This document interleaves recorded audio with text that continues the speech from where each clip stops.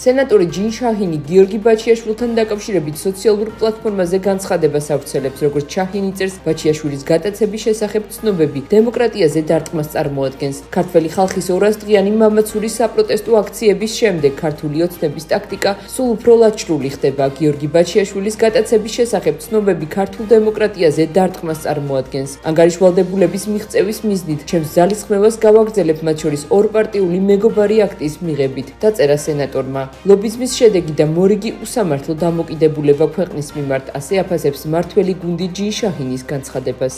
მედი მაკრო ფარასაშუალებით ჩვენ გავიგებთ, რამდენი გადაიხადა ბაჩიაშვილმა ამის ლობისტებმა იმისათვის, რომ ის ახლა უკვე ამერიკის დღის წესრიგში დამდგარიყო, თუმცა ის ადამიანები, ვინც მას ლობირებენ, ჰელსინკის კომისია და ის კონგრესმენები, რომლებიც დიდი ხანია ცნობილები არიან ჩვენი ქვეყნის მიმართ უსამართლო დამოკიდებულებით, კიდევ ერთხელ ადასტურებს, რომ ის დამოკიდებულება, რომელიც არის ჩვენს ქვეყანასთან მიმართებაში და ბრძოლა deep state-ში ჩვენი ქვეყნის დამოუკიდებლობის და სუვერენიტეტის მიმართ სამწუხაროდ კიდევ გრძელდება. ბაჩიაშვილი, რომელიც იცით თქვენ, რომ მილიარდობით ზარალი მიაყენა ბიძინა ივანიშვილს და ის სრულიად სამართლიანად, სამართლებრივად იქნა პასუხისგებაში მიცემული ადამიანი, რომელიც გაიპარა საკუთარი ქვეყნიდან და მე მადლობა შესაბამის უწყებებს, რომ ის დაპატიმრებული იქნა და წარდგა სამართლებრივების წინაშე. ახლა უკვე გარედან ცდილობს საკუთარი პერსონის ლობირებას. თქვენ იცით, რომ ის ღიად აფინანსებდა რადიკალურ ოპოზიციას, მათ მიერ მართლად აქციებს და სამწუხაროდ ბაჩიაშვილის ნაირი პიროვნებებს, როგორც ჩანს, არაერთხელ კიდევ შეეცდებიან გამოიყენონ ჩვენი ქვეყნის და ხალხის წინა.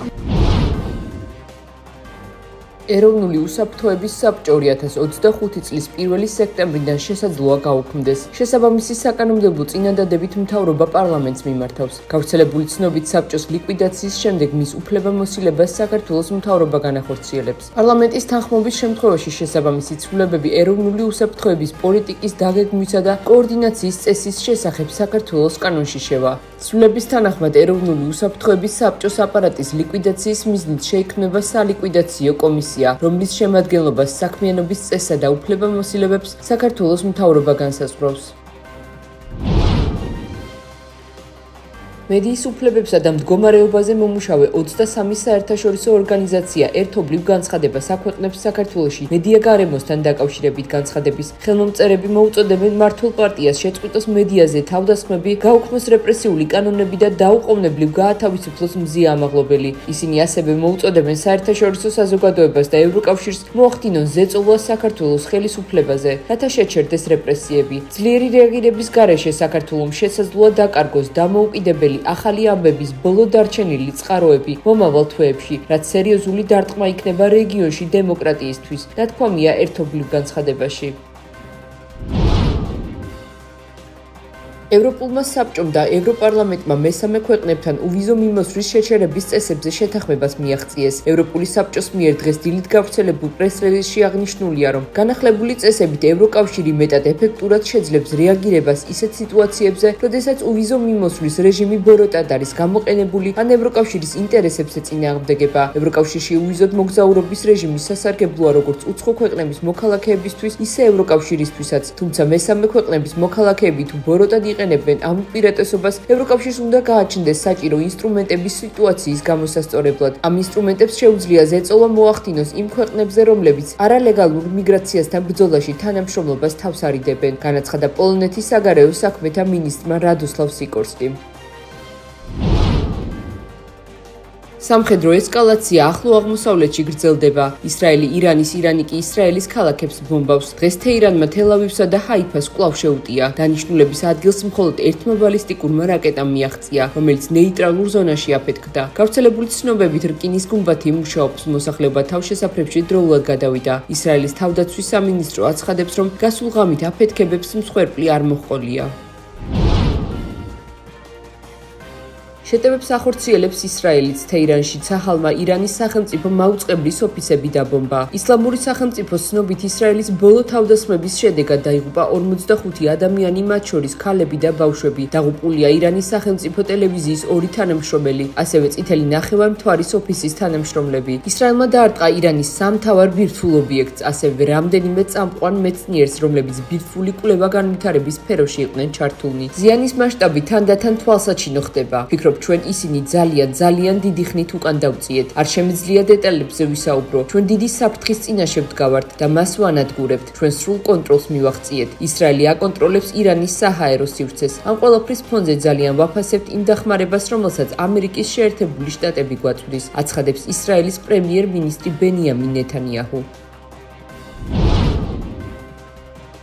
დიდი შვიდეულის ლიდერებმა, რომელთა სამიც კანადა მასპინძლობს, გამოაქვეყნეს განცხადება ისრაელი ირანის შეიარაღებული კონფლიქტის შესახებ. განცხადებაში დადასტურებულია ერთგულება ახლო აღმოსავლეთში მშვიდობისა და სტაბილურობისადმი, ისრაელის თავდაცვის უფლება და მისი უსაფრთხოების მხარდაჭერა. დიდი შვიდეულის ლიდერები ადასტურებენ სამოქალაქო მოსახლეობის დაცვის მნიშვნელობას. განცხადებაში ასევე ნათქვამია, რომ ირანი რეგიონული არასტაბილურობისა და ტერორის ძირითადი წყაროა და მას არ უნდა ჰქონდეს ბირთვული იარაღი. დიდი შვიდეულის ლიდერები მოწოდებაა, რომ ირანის კრიზისის მოგვარებას უნდა მოჰყვეს ახლო აღმოსავლეთში საბრძოლო მოქმედებების გაცილებით ფართო დეესკალაცია, მათ შორის ღაზის სექტორში ცეცხლის შეწყვეტა. სამშვიდობო მოლაპარაკებების მიზნით ირანისთვის არ მიმართავს. ამის შესახებ ამერიკის შეერთებული შტატების პრეზიდენტი დონალდ ტრამპი სოციალურ ქსელში წერს: მე სამშვიდობო მოლაპარაკებების მიზნით ირანისთვის არანაირი ფორმით არ მიმართავს. ეს კიდევ ერთი მაღალი დონის გამოგონილი ყალბი ამბავია. თუ მათ საუბარი სურთ, იციან როგორ დამიკავშირდნენ. მათი ის შეთანხმება, რომელიც მაგიდაზე იყო, უნდა მიეღოთ. ეს ბევრ სიცოცხლეს გადაარჩენდა, წერს დონალდ ტრამპი. ამასთან დონალდ ტრამპმა კანადიდან ამერიკის შეერთებულ შტატებში დაბრუნების შემდეგ ჟურნალისტებს განუცხადა, რომ ცეცხლის შეწყვეტაზე უკეთესი მოლოდინი აქვს. ახლა ყველაფერი კარგად მიდის. გახსოვდეთ, არ შეიძლება ირანს ბირთვული იარაღი ჰქონდეს. ჩვენ ცეცხლის შეწყვეტაზე რაღაც უკეთესის მიღწევის მოლოდინი გვაქვს, განაცხადა ამერიკის შეერთებული შტატების პრეზიდენტმა.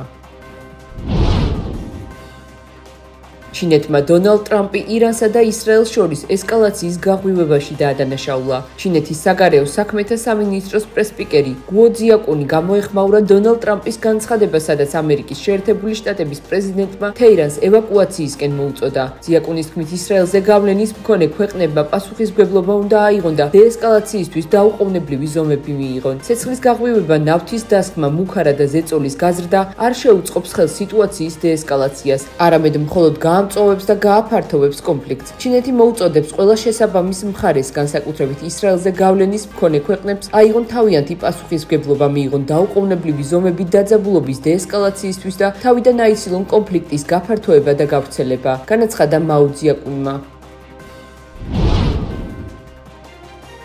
სლოვაკეთისთვის ნეიტრალიტეტის სასარგებლო იქნებოდა. ამის შესახებ სლოვაკეთის პრემიერ-მინისტრმა რობერტ ფიცომ განაცხადა. რობერტ ფიცოს განცხადებით, მსოფლიო იცვლება. ამ მზარდი შეიარაღების უაზრო პერიოდში, როდესაც იარაღის კომპანიები სარგებელს იღებენ, ისევე როგორც ფარმაცევტული კომპანიები კოვიდის დროს ვიტყოდი, რომ სლოვაკეთისთვის ნეიტრალიტეტის სასარგებლო იქნებოდა, განაცხადა რობერტ ფიცომ. მისი თქმით, ნეიტრალიტეტის საკითხი ოფიციალურ დონეზე უკვე დააყენა, თუმცა გადაწყვეტილების მიღება მხოლოდ მასზე არ არის დამოკიდებული.